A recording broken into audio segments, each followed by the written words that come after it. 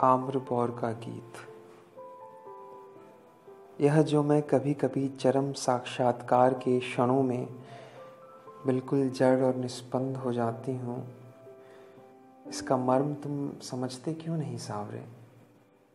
तुम्हारी जन्म जन्मांतर की रहस्यमयी लीला की एकांत संगिनी मैं इन क्षणों में अकस्मात तुमसे पृथक नहीं हो जाती मेरे प्राण।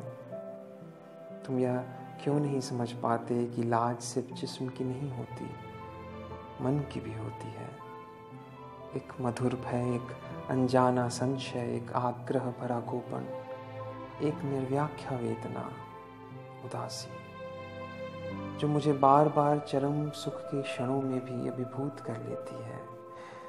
भय, संशय, गोपन, उदासी, ये सभी ढीठ चंचल सर चढ़ी सहेलियों की तरह मुझे घेर लेती हैं और मैं कितना चाह कर भी तुम्हारे पास ठीक उसी समय नहीं पहुंच पाती जब आम्र मंजरियों के नीचे अपनी बांसुरी में मेरा नाम भरकर तुम बुलाते हो।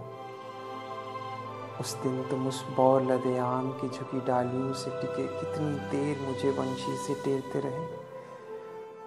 ढलते सूरज की उदास कांपती किरणें तुम्हारे माथे के मोर पंखों से बेबस विदा मांगने लगी। मैं नहीं आई। गाये कुछ क्षण तुम्हें अपनी भोली आंखों से मुंह उठाए देखती रहीं और फिर धीरे धीरे नंदगांव की पगडंडी पर बिना तुम्हारे अपने आप मुड़ गईं। मैं नहीं आई। यमुना के घाट पर मछुओं ने अपनी नावें बांध दी और कंधों पर पतवारें रख चले गए। मैं नहीं आई। तुमने वंशी होठों से हटा ली थी और उदास मौन तुम आम्र वृक्ष की जड़ों से टिक कर बैठ गए थे और बैठे रहे, बैठे रहे, बैठे रहे। मैं नहीं आई, नहीं आई, नहीं आई। तुम अंत में उठे।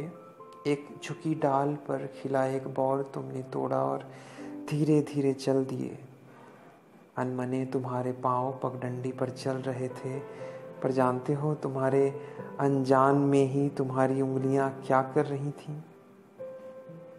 वे उस आम्र मंजरी को चूर चूर कर श्यामल वन घासों में बिछी उस मांग सी उजली पगडंडी पर बिखेर रही थी। यह तुमने क्या किया प्रिय?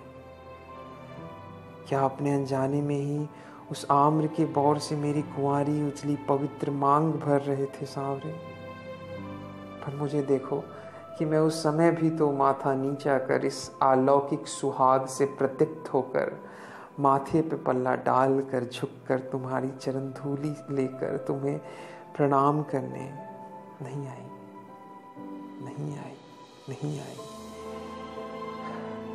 पर मेरे प्राण, यह क्यों भूल जाते हो कि मैं वही बावली लड़की हूँ ना, जो कदम के नीचे बैठकर जब तुम पोई की जंगली लतरों के पके फलों को तोड़कर मसल कर उनकी लाली से मेरे पाँवों को महावर रचने के लिए अपनी गोद में रखते हो, तो मैं लाज से धनुष की तरह दोहरी हो जाती हूँ और अपने पाँव पूरे बल से समेट कर खींच लेती हूँ।